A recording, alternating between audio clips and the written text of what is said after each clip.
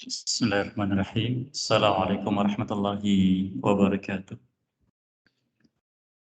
Innal hamdalillah nahmaduhu wa nasta'inuhu wa nastaghfiruh wa na'udzu billahi min shururi anfusina wa min sayyiati a'malina man yahdihillahu fala mudilla lahu wa man yudlil fala hadiya lahu. Wa asyhadu an la ilaha illallah wa la syarika lahu wa asyhadu anna Muhammadan abduhu wa rasuluhu sallallahu alaihi wa ala alihi wa ashabihi ومن تبعهم بإحسان إلى يوم الدين وسلم تسليما كثيرا أما بعد. Hadirin jamaah salat maghrib yang berbahagia, semoga senantiasa dirahmati dan diberkahi oleh Allah Azza wa Jalla. Alhamdulillah pada kesempatan malam ini kita kembali diberikan kemudahan untuk bisa melangsungkan majlis kita kembali di masjid yang kita cintai ini. Semoga Allah Azza wa Jalla memudahkan kita dalam segala kebaikan dan juga menjadikan amal-amal kita sebagai sebab dari diampuninya dosa kita dan mendapatkan limpahan rahmat darinya ketika kita berjumpa dengannya. Kita masih bersama faedah pelajaran yang kita ambil dan kitab Al-Wadih yang ditulis oleh Fadilatul Syekh Dr. Muhammad bin Rabi' Musa, dan pada malam ini insya Allah kita akan masuki pembahasan yang baru, yaitu pembahasan yang ketiga dari kitab Thaharah, Ahkam wa Adab At-Takhalli wa Qada'il Hajah. Hukum-hukum dan adab-adab yang terkait dengan masuk WC dan buang hajat. Masalah adab dibawakan oleh para ulama baik dalam masalah akidah atau juga dalam masalah fikih. Karena memang Islam diajarkan oleh Nabi kita SAW untuk meluruskan adab manusia. Dan beliau diutus untuk meluruskan akhlak yang mulia. Sebagaimana Nabi bersabda, "Innama bu'itsu liutammima makarimul akhlak." Maksudnya aku diutus untuk menyempurnakan akhlak seseorang atau akhlak manusia. Demikian juga beliau dipuji oleh Allah Azza wa Jalla di surat An-Najm, "Wa innaka la'ala khuluqin 'azim." Sesungguhnya engkau memiliki akhlak yang mulia, dan kita diperintahkan mencontoh beliau. Dan Allah berfirman di dalam surat Al-Ahzab, "Laqad kana lakum fi Rasulillah uswatun hasanah." Sesungguhnya telah ada teladan yang baik untuk kalian semua, wahai manusia, pada diri Rasulullah SAW teladan yang baik. Dan beliau disifatkan oleh istrinya tercinta, yaitu Aisyah radhiyallahu anha, ummul mukminin, kana khuluqul Quran. Ada beliau akhlaknya adalah Quran. Itu Quran isinya dari awal sampai akhir akhlak, dan itu diterapkan oleh Nabi SAW dan diajarkan kepada kita. Yang disebut dengan tauhid atau akidah, ini akhlaknya hamba kepada Allah. Dan yang dimaksud dengan ibadah adalah wujud dari kemuliaan akhlak seseorang kepada Allah. Dan baiknya muamal seorang dengan hamba itu akhlak manusia terhadap sesama dan semisalnya. Maka agama semuanya akhlak. Oleh karena dikaitkan antara pembahasan apapun dalam Islam dengan akhlak dan adab. Ustaz, apakah hubungan antara akhlak dengan adab? Hubungan antara akhlak dengan adab. Akhlak dari kata khuluq. Tulisan hurufnya kha, lam, qaf. Sama dengan kita, makhluk. Khuliqa. Sesuatu yang ditetapkan oleh Allah SWT, diciptakan, diadakan. Maka khuluq adalah sesuatu yang melekat dengan makhluk, yaitu dengan jiwa. Maka akhlak itu sifat jiwa, dan jiwa tidak terlihat. Atau bisa dikatakan dengan tabiat. Adapun adab itu bagian dari akhlak yang menunjukkan keadaan akhlak. Apabila adabnya baik, maka dikatakan akhlaknya baik. Apabila adabnya buruk, maka dikatakan akhlaknya buruk. Lalu apa yang maksud dengan adab? Yang dimaksud dengan adab adalah ketentuan atau aturan yang terkait dengan ucapan dan perbuatan. Ketentuan atau aturan yang terkait dengan ucapan atau perbuatan agar menjadi baik ucapan dan perbuatan tersebut. Atau yang kita kenal dengan etika, tata krama, sopan santun, dan misalnya. Itu namanya adab. Nah, kita bisa mengetahui orang ini baik atau tidak, orang ini mengerti agama atau tidak, orang ini saleh atau tidak dari mananya? Dari adabnya. Dari adabnya. Oleh karenanya setiap perbuatan ada adabnya. Maka kita beragama diajari adab. Dari mulai tidur, bangun tidur, makan, buang hajat, masjid, keluar masjid, bekerja, dan sebagainya. Oleh karena Nabi kita SAW menyebutkan bahwa diri manusia dikatakan baik ada dua unsur, yaitu agama dan akhlak. Disebutkan kepada para wali yang memiliki anak wanita, beliau katakan, "Idza atakum man tardawna dinahu wa khuluquhu fazawwijuh. Illam takun fitnah aw fasadun arid."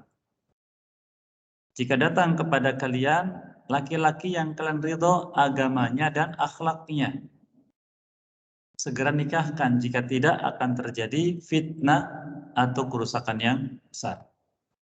Agama yaitu hubungan seorang hamba dengan Allah. Akhlak yaitu hubungan hamba dengan sesama dalam berperilaku keseharian.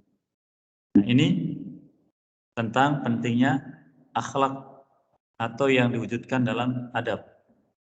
Bahkan apabila kita cermati, yang nanti akan kita ambil insya Allah sambil berjalan, setiap syariat Allah yang terkait dengan ibadah, maksudnya adalah agar akhlak manusia menjadi baik.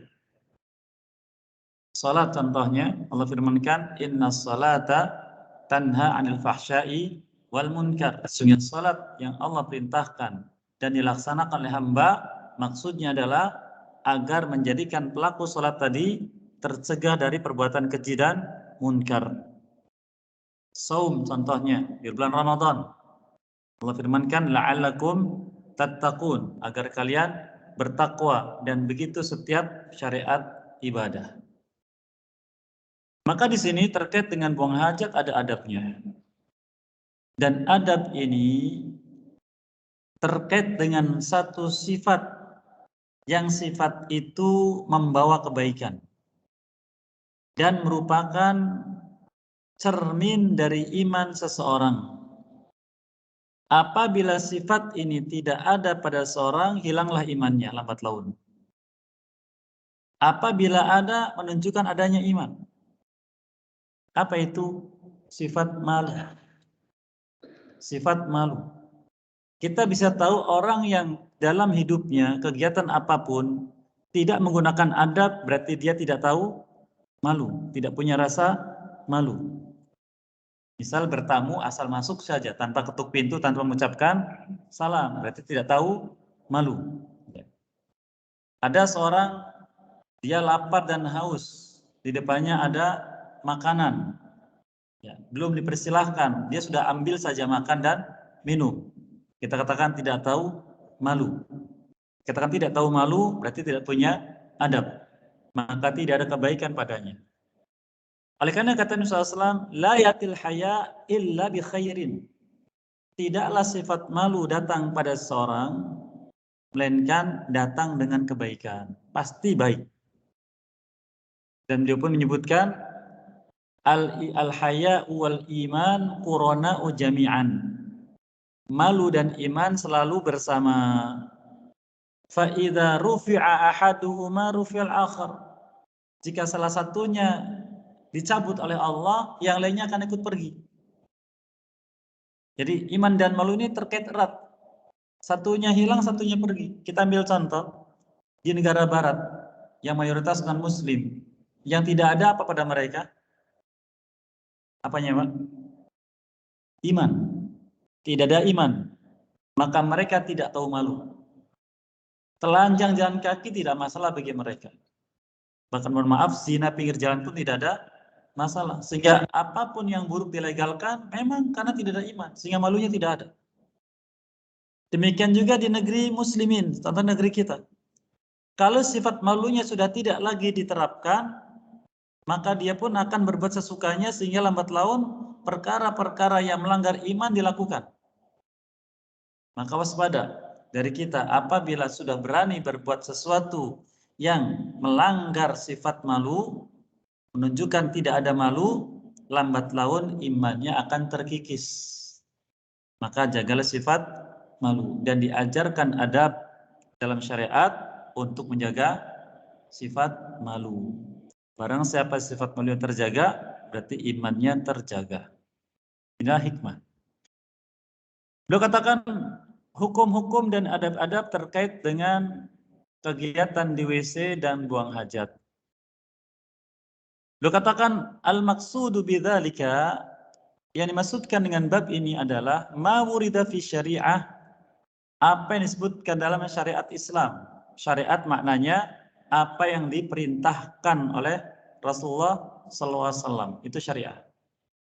Apa yang diperintahkan itu namanya syariat. Min ahkamil af'al, dari hukum-hukum terkait dengan perbuatan.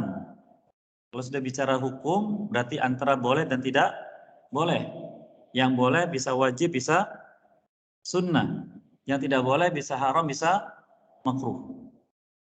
Allati yuqamu biha hina tabawwul wa taghawwud, yang tegak hukum tersebut pada diri seseorang dihukumi ketika dia buang air kecil atau buang air besar.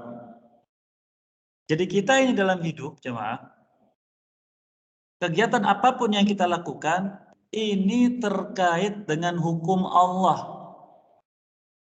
Jadi dikatakan hukum Allah itu tegak pada diri kita, ataukah tidak dengan memperhatikan hukum-hukum dalam syariat.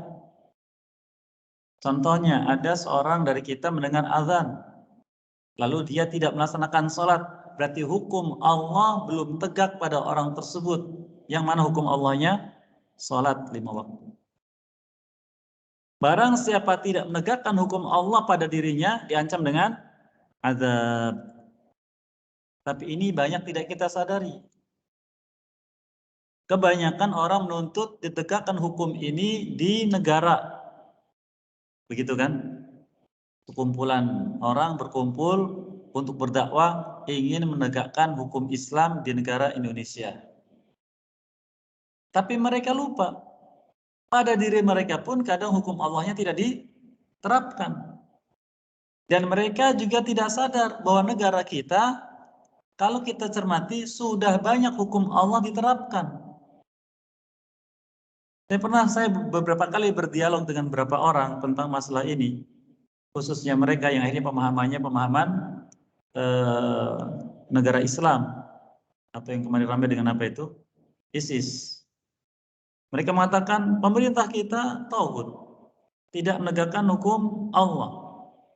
Saya bertanya, hukum Allah yang Anda maksud yang mana? Makanya kita belajar ilmu fikih ini, nanti dijelaskan hukum yang mereka maksud. Ya hukum itu, ya pencuri potong tangan, pembunuh dibunuh lagi, dikisos, pelaku zina dirajam. Oh begitu. Kalau begitu sempit sekali hukum Allah. Anda belajar ilmu fikih? Belum. Pernah membaca kitab fikih? Belum. Jadi dari mana Anda tahu hukum Allah? Hukum yang Anda maksud tadi itu namanya Kitabul Hudud. Satu bagian dari kitab fikih yang sangat banyak kitabnya. Dan hukum Allah yang paling besar apa? Ya apa jawabnya cuma? Hukum Allah paling besar. Ya, yang kalau ditegakkan hukum ini berarti tegaknya Islam pada pribadi atau suatu negeri. Rukun Islam. Dikatakan rukun itu yang menegakkan. Rukun Islam. Negeri kita bagaimana? Rukun Islamnya tegak tidak? Tegak. Berarti cukup. Tapi kan, nah itu karena hawa nafsu. Tinggal apa yang belum ditegakkan oleh penguasa kita menjadi tugas Anda memberikan nasihat kalau punya kesempatan. kalau punya akses, kalau mampu. Kalau tidak, cukup doa pada Allah. Berdoa kepada Allah. Paling tidak, hukum-hukum tadi terapkan pada diri sendiri dulu. Kalau setiap pribadi menerapkan hukum-hukum tadi, berarti pribadi-pribadi di negeri kita ini sudah menegakkan hukum Allah pada diri masing-masing. Oleh karena kata sebagian ulama, mengapa orang tua kita dulu ketika datang penjajah dari non-muslim ingin merampas negeri kita untuk dikuasai, mereka melawan? Kenapa? Bukan karena negeri ini tanahnya milik mereka, bukan. Tapi karena negeri ini ditegakkan ibadah kepada Allah, maka dijaga. Maka barang siapa menjaga tempat ibadahnya kepada Allah dari perampasan orang yang tidak ingin adanya ibadah, maka perbuatannya disebut dengan jihad fi sabilillah. Nah, itu. Ini gambaran. Jadi kita kembali, hendaknya kita memahami hukum-hukum Allah terkait dengan perbuatan kita. Antara diperintahkan atau dilarang. Itulah namanya syariat. Jadi tidak lagi ada pilihan hukum Allah itu keras gitu kan. Tidak. Ternyata kembali dulu pada diri kita. Dan hukum Allah itu tadi kita sebutkan, hikmahnya adalah agar menjadikan diri kita yang menerapkan hukum Allah tadi berakhlak mulia, hidupnya beradab. Bahkan kata beliau di sini, hina tabawwal wa taghawwud, ketika buang air kecil dan ketika buang air besar diatur. Dan ini menunjukkan akan kesempurnaan ajaran Nabi kita Muhammad SAW. Karena apabila kita mencermati ajaran manapun tidak disebutkan adab buang hajat. Hanya ada pada Islam. Menunjukkan akan kebersihan dan kesucian. Baik, yang pertama yang perlu diperhatikan dikatakan al-ibti'adu 'anil nas wal istitar minhum. Kalau seorang ingin buang hajat, menjauh dari manusia. Nah, ini walaupun pembahasannya ketika belum ada bangunan WC, karena ternyata sampai sekarang pun ada daerah-daerah yang belum ada bangunan WC, ya tidak? Ya, di pedalaman di mana. Maka kalau buang hajat bagaimana? Ya harus menjauh dari manusia. Walistitar minhum, dan ditutup auratnya dari mereka, jangan sampai terlihat. Ya, walau dengan ditutupi daun atau tumpukan batu agar aurat tidak terlihat. Karena aurat itu menunjukkan akan kemuliaan seseorang sehingga harus dijaga. Kenapa begitu? Dikatakan li'alla yusma' lahu sautun, agar suaranya tidak terdengar. Kita saja kalau mohon maaf sedang duduk di teras masjid, ternyata seberangnya itu kan WC ya. Terdengar suara orang buang hajat, kira-kira bagaimana perasaan kita? Hanya dengar suara. Kita bisa membedakan antara buang angin dengan suara yang tidak lancar buang hajat, ya tidak? Nah, ada perasaan jijik. Maka menjauh, subhanallah. Agar suaranya tidak terdengar. Au yushammu lahu raihah, atau tercium aromanya. Nah, ini lebih parah lagi. Tercium aromanya, subhanallah. Jadi ternyata Islam juga mengajarkan hak orang lain agar tidak terganggu. Nah, bicara tentang sesuatu, baik itu hukum atau adab, ini ilmu, harus dengan dalil. Tidak katanya-katanya yang nantinya timbul kesimpulan apa itu? Pamali, kata orang kita ya. Orang Sunda, kata orang sini apa Pak? Ya mirip ya, umali. Nah, mirip. Artinya tidak boleh begitu. Alasannya apa? Ya tidak tahu. Tapi dalam Islam harus ada dasarnya.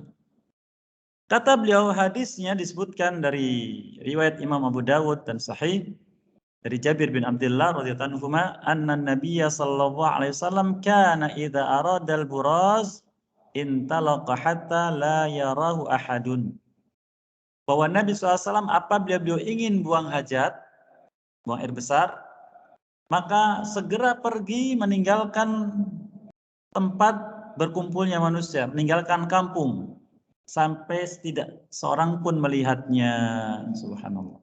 Tidak seorang pun melihatnya. Ini hadisnya. Dan ada beberapa lagi tentang hal tersebut.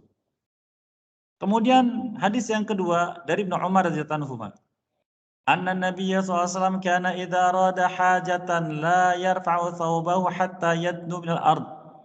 Bahwa Nabi SAW apabila ingin buang hajat itu buang air besar, maka beliau tidak langsung mengangkat pakaiannya, tapi jongkok dulu, baru kemudian diangkat pakaiannya. Jadi agar auratnya tidak tersingkap, tidak terlihat oleh orang.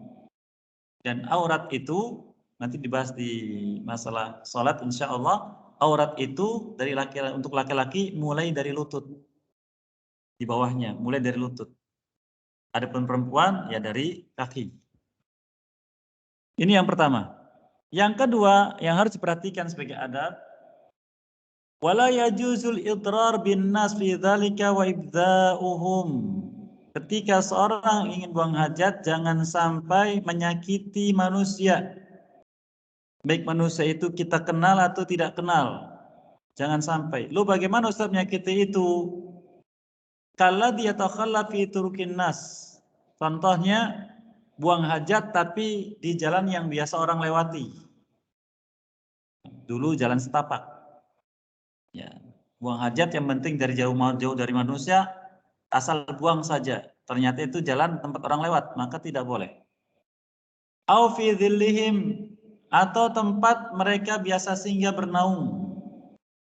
Ya, di bawah pohon, di tempat yang sengaja dibikin untuk kumpul-kumpul. Wa mawaridihim, apalagi itu adalah mawarid, yaitu sumber air, maka tidak boleh. Ya, tidak boleh.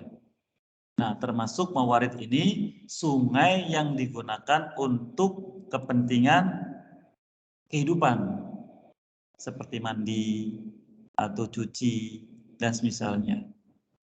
Mengapa? Karena itu menyakiti manusia. Hal ini sebagaimana beliau katakan hadisnya dari Abi Hurairah radhiyallahu anhu bahwa Rasulullah SAW bersabda, ittaqul la'anin.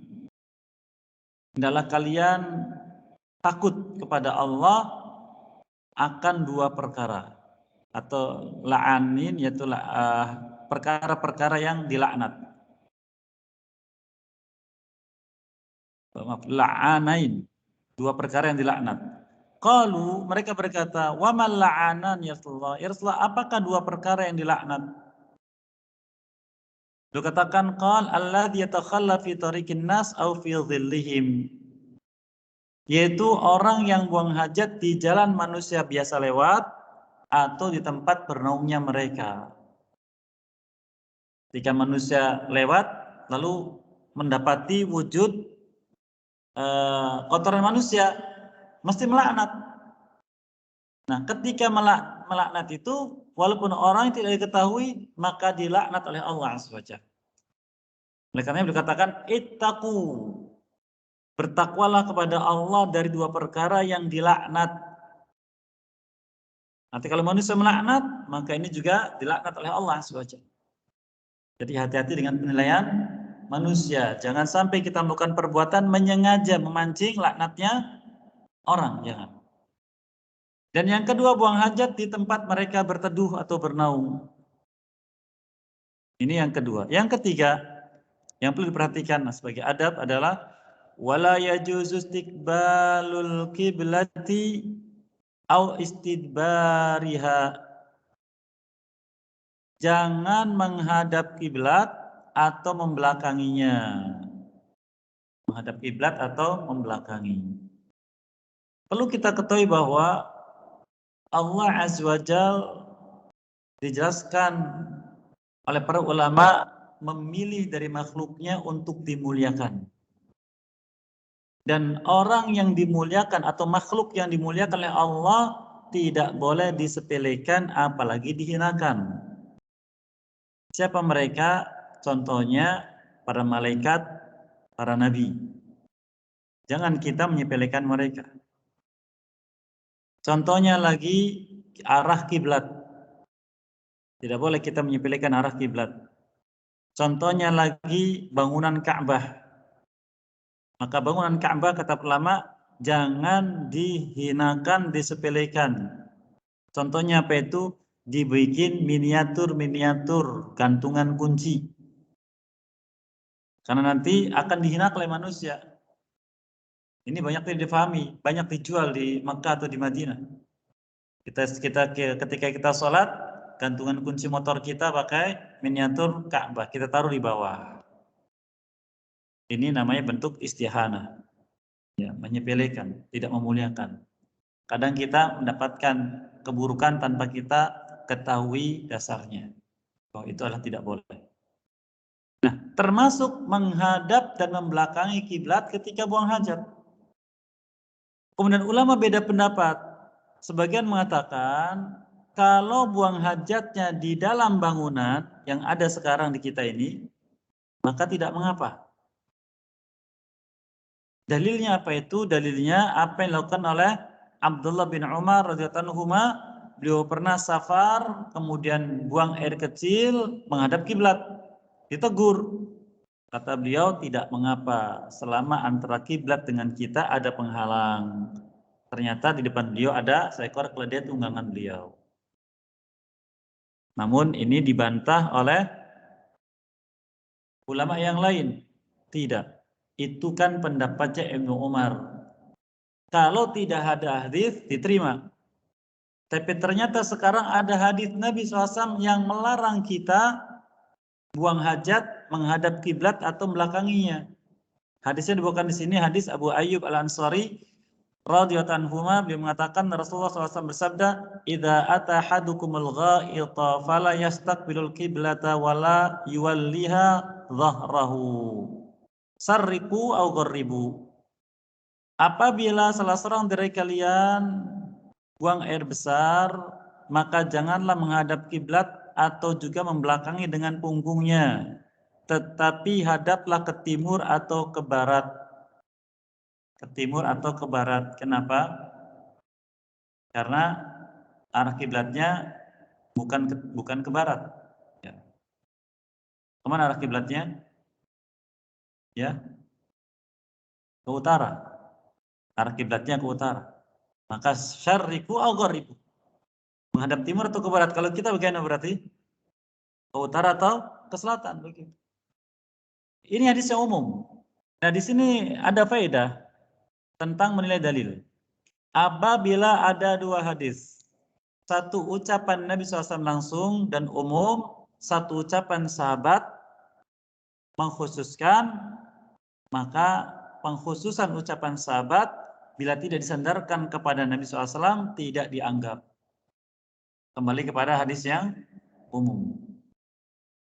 Tapi apabila disandarkan kepada Nabi SAW maka itu yang digunakan. Dan sekarang yang kuat yang mana pendapatnya? Yang umum. Karena Nabi SAW melarangnya. Jadi baik dalam bangunan atau di luar bangunan tidak boleh kita menghadap kiblat. Ustaz, kalau WC di rumah sudah kadang begitu Ustaz. Ya, kita melaksanakan wasiat Nabi SAW sebagaimana bagian dari cinta kita kepada beliau. Karena orang yang cinta itu melaksanakan wasiat-wasiatnya. Yang keempat, wa alaihi an yatluba makanan yataharrazu fihi minal bauli likai la yusibu badanahu aw thawbahu wa yajibu an yastanzilhahu minhu. Bagi yang buang hajat, hendaknya dia mencari tempat yang bisa melindungi dirinya dari air kencing yang dia buang, yang dia keluarkan, agar tidak terkena badannya atau pakaiannya percikan air kencing tersebut. Dan dia pun wajib untuk tanazuh, yaitu menjaga kesuciannya. Jadi ketika kita buang air kecil itu, pastikan percikan air kencingnya tidak mengenai kaki kita atau pakaian kita. Kadang kita kurang peduli dengan itu. Jangan sampai kita tidak peduli, yang akhirnya ketika kita selesai ternyata percikan tadi tidak tersiram air. Dan kita sholat dalam keadaan demikian. Dan itulah yang menyebabkan kita mendapatkan murka Allah Azza wa Jalla. Nabi kita bersabda SAW, inna amata adzabil qabri kana fil baul. Atau kama qala SAW. Sesungguhnya umumnya azab kubur dirasakan oleh manusia sebabnya adalah karena air kencing. Kata sebenarnya ulama, bisa jadi karena dia tidak istinja, buang air kecil, selesai, sudah, pergi. Maka ini jelas. Yang kedua, bisa jadi tadi dia kurang perhatian tentang percikannya, dia pikir tidak ada percikannya, tidak mengenai kakinya atau pakaiannya, dia tidak peduli, maka ini menjadi sebab. Yang ketiga, kemungkinannya adalah dia buang air kecil dimanapun ingin buang, dia buang saja. Tidak peduli auratnya terlihat dari mana-mana. Nah, ini menjadi sebab. Sehingga ketika kita buang air kecil, maka tadi sifat malu kita terapkan, akan bawa pada kebaikan. Kemudian beliau membawakan hadis Nabi SAW tentang hal ini, yaitu agar mencari tempat yang pantas. Hadis Ibnu Abbas radhiyallahu ta'ala anhuma anin Nabi SAW annahu marra biqabraini yu'adzaban. Beliau pernah melewati dua kuburan yang kata beliau sedang diazab. Lalu mengatakan, innahuma la yu'adzaban. Keduanya ini sedang diazab sekarang. Wa ma yu'adzabani fi kabirin. Keduanya menyangka perbuatan yang menyebabkan mereka diazab bukan perkara besar. Bala inau kabir. Tentu perkara itu sebenarnya besar, tapi mereka anggap sepele. Amma haduhuma, adapun yang pertama, fakana, ya, la yastatiru minal baul. Dia ketika buang air kecil tidak menutup auratnya. Wa fi riwayatin, riwayat yang mengatakan la yastanzih, tidak menjaga kesuciannya. Wa ammal akhar fakana yamshi bin namimah. Adapun yang lain tidaklah berjalan melainkan melakukan namimah, mengadu domba, agar orang saling bermusuhan. Hadis riwayat Bukhari Imam Muslim, tapi hadis ini dibantah. Subhanallah. Ulama kita dari zaman dulu, khususnya para imam mazhab yang 4, Imam Abu Hanifah, Imam Malik, Imam Syafi'i dan Ahmad rahimahullah ajma'in, sepakat apabila hadis diriwayatkan oleh Imam Bukhari dan Imam Muslim atau salah satu dari keduanya, qabul, diterima tanpa perdebatan. Namun orang-orang Mu'tazilah, siapa Mu'tazilah yang menjadikan akal sebagai patokan menilai dalil. Mereka mengatakan, hadis ini walaupun riwayat Imam Bukhari, Imam Muslim, hadisnya dhaif. Mengapa? Bertentangan dengan ayat Al-Quran. Bertentangan dengan ayat Al-Quran. Karena tidak ada azab kubur, kata mereka. Tidak ada azab kubur. Di Quran tidak ada azab kubur. Maka hadis ini dhaif, bertentangan dengan ayat Quran. Subhanallah. Padahal dalam Al-Quran sangat banyak ayat tentang azab kubur. Oleh karena Imam Baihaqi rahimahullah menulis, Imam Baihaqi termasuk periwayat hadis, menulis satu kitab namanya Itsbat Adzabil Qabri. Penetapan adanya azab kubur. Banyak ayat-ayatnya. Di antaranya ada di surat Al-Mu'min, atau kalau Quran kita namanya surat Al-Mu'min, atau kalau Quran Madinah namanya surat Ghafir. Allah Azza wa Jalla menyebutkan di surat ini ketika menjelaskan tentang Fir'aun, Fir'aun yang dibinasakan oleh Allah Azza wa Jalla dengan ombak besar yang dipertemukan setelah dibelah lautnya. Di surat Ghafir ayat 46, an-naru yu'raduna 'alaiha ghuduwwan wa 'ashiyya wa yawma taqumus sa'atu adkhilu ala fir'auna asyaddal 'adzab. An-nar itu api neraka. Dihadirkan oleh Allah pada mereka, kemudian mereka disorongkan mendekati api tersebut pagi dan petang. Kalau kita beli serabi, Pak, biasanya sarapan liburan beli serabi kan, dekat-dekat tukang serabinya gimana, Pak? Tersiksa tidak? Tersiksa, kena asapnya kan begitu, tersiksa. Ini mereka bukan azab yang begitu. Sudah api yang tampakkan, api neraka didekatkan lagi. Itu di dalam kubur pagi dan petang kata Allah. Ini azab. Tapi oleh mereka ditolak. Ini contoh tentang penjelasan adanya azab kubur. Yang kita ambil faedahnya bukan masalah akidah tapi masalah fikih tadi, bahwa kita hendaknya ketika buang hajat, khususnya buang air kecil, menjaga agar jangan sampai percikannya mengenai kaki kita atau pakaian kita. Karena itu menjadi sebab dari azab kubur. Wal'iyadzubillah. Yang kelima, wa idza arada dukhulal khala fil bunyan. Dan apabila seorang ingin buang hajat dan ternyata tempat buang hajatnya adalah bangunan. Tempat buang hajatnya bangunan. Au 'indat tashmir fil khala, atau tempat lapang yang dikhususkan sudah kosong dari pandangan manusia, maka tetap walaupun tanah lapang di tempat yang kita pilih, ketika kita menginjak tempat tersebut, kita ucapkan Bismillah. Allahumma inni a'udzubika minal khubuthi wal khaba'ith. Berdasarkan hadis Nabi SAW, riwayat Imam Tirmidzi dan Sahih, bahwa Nabi SAW beliau mengatakan, sitru ma bainal jinni wa aurati bani Adam idza dakhala ahadukum al khala an yaqula bismillah.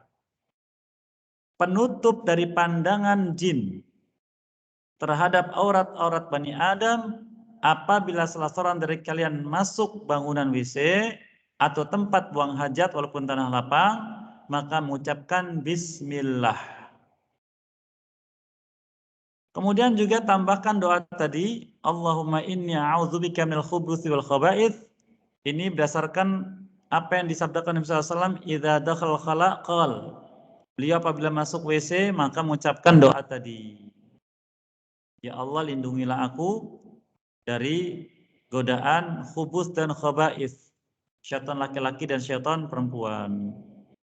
Sehingga kata sebagian ulama, kebanyakan pikiran buruk dan rencana jahat timbulnya ketika seorang ada di WC. Karena ada syaitan khubus dan khaba'ith. Masih berapa menit, Pak? 6 menit. Satu poin lagi, sisanya saya kita ambil pekan berikutnya, belum Allah mengizinkan. Sisanya barangkali ada yang ingin disampaikan. Yang keenam, wa idza kharaja min khalaqal, dan bila keluar dari WC, baik WC bangunan ataupun tempat buang hajat tadi di tanah lapang, mengucapkan ghufranaka. Ini karena kebiasaan Nabi SAW mengucapkan hal tersebut ketika beliau keluar dari WC. Dalam hadis Imam Tirmidzi yang sahih. Maknanya, ya Allah ampunilah aku. Mungkin kita bertanya, Ustadz, apakah hikmahnya setelah buang hajat kok kita minta ampun kepada Allah? Mengapa, Pak? Karena kita ini hidupnya diperintahkan untuk zikir. Zikir dengan hati ingat kepadanya, zikir dengan lisan mengucapkan kalimat-kalimat zikir, apakah tasbih, tahmid, takbir dan yang lainnya, dan zikir dengan perbuatan melakukan ibadah. Tapi ketika buang hajat semuanya diam. Lepas dari zikir. Maka lepas dari zikir ini kekeliruan. Menyalahi wasiat Allah Azza wa Jalla yang disebutkan di surat Al-Munafiqun di ayat yang ke-9. Ya ayyuhalladzina amanu la tulhikum amwalukum wala auladukum an dzikrillah. Orang yang beriman, jangan sampai harta kalian dan anak-anak kalian membuat kalian lalai dari zikir kepada Allah, yaitu meninggalkannya, menunda. Maka ini kesalahan. Kesalahan, maka berarti kita mohon ampun kepada Allah. Ghufranaka. Oleh karena barang siapa yang sadar kita banyak kelalaian, maka banyak mengucapkan istighfar kepada Allah Azza wa Jalla. Ini barangkali faedah yang bisa kita ambil di kesempatan ini. Silakan sisa waktunya untuk menyampaikan sesuatu, apakah informasi atau barangkali hal-hal yang terlewat dari pelajaran yang lalu atau yang baru kita dapatkan yang butuh penjelasan tambahan, dipersilakan. Silakan, Pak. Iya. Sesungguhnya orang Ya. Baik, barakallahu. Allah berfirman, innamal musyrikuna najasun. Sesungguhnya orang-orang musyrik mereka najis. Siapa musyrik di sini yang tidak mengucapkan dua kalimat syahadat? Musyrik atau kafir. Mereka najis. Najis apanya? Para ulama umumnya mengatakan najis yang mereka najis i'tiqad. Najis keyakinan. Sebagaimana firmankan surah Al-Mudaththir ketika mengangkat nabinya SAW sebagai rasul, warrujza fahjur. Warrujza fahjur. Dan ar-rujza, rujza yaitu berhala, fahjur tinggalkan. Karena dia najis. Najisnya karena kesyirikan, najis maknawi. Sifat. Bukan najis hissi, najis yang ada wujudnya.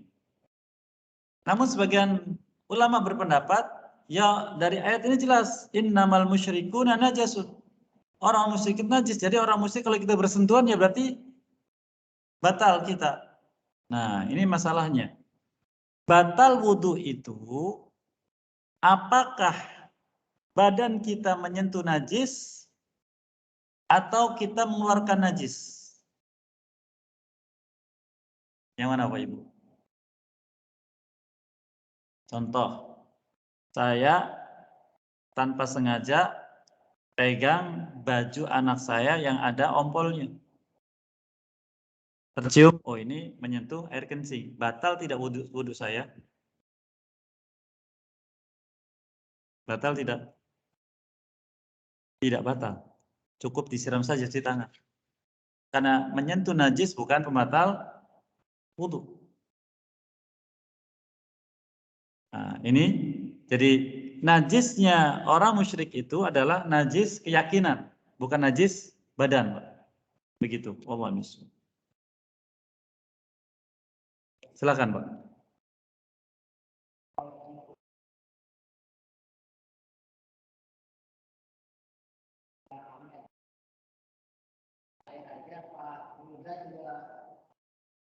Baik, barakallahu fikum. Dalam hadis yang mulia ini, Nabi kita SAW mengkhususkan buang hajat, buang air besar dan buang air kecil. Namun para ulama umumnya bahwa adab baik termasuk buang ludah ketika meludah. Ketika meludah. Karena arah kiblat itu arah yang mulia, khusus arah kiblat. Adapun selain kiblatnya yang bertentangan dengan kiblat, contohnya kita arah timur tidak mengapa. Yang mulia arah kiblatnya. Kemudian juga dalam meludah juga sebelum mengatakan tidak meludah ke arah kanan. Kenapa? Karena di arah kanan arah yang mulia juga.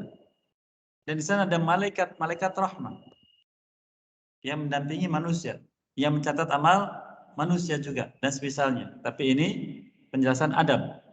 Tidak disebutkan dalil tentang larangan hal tersebut. Dan yang namanya adab itu kadang ada dalilnya, dan kalau ada dalilnya makin diutamakan. Kalau tidak ada, ini kembali kepada uruf. Apa itu uruf? Kebiasaan-kebiasaan orang-orang mulia yang diajarkan turun temurun. Kalau di Arab namanya taghalid.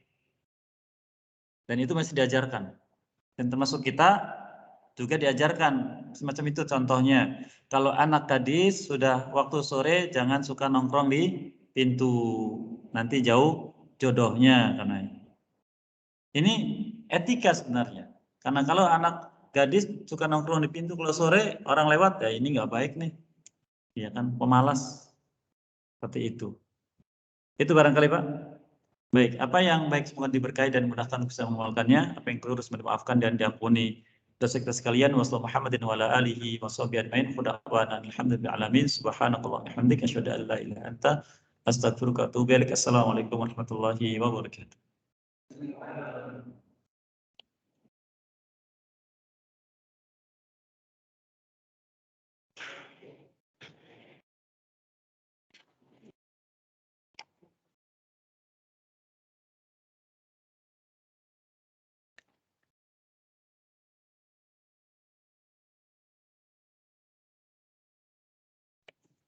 Gracias.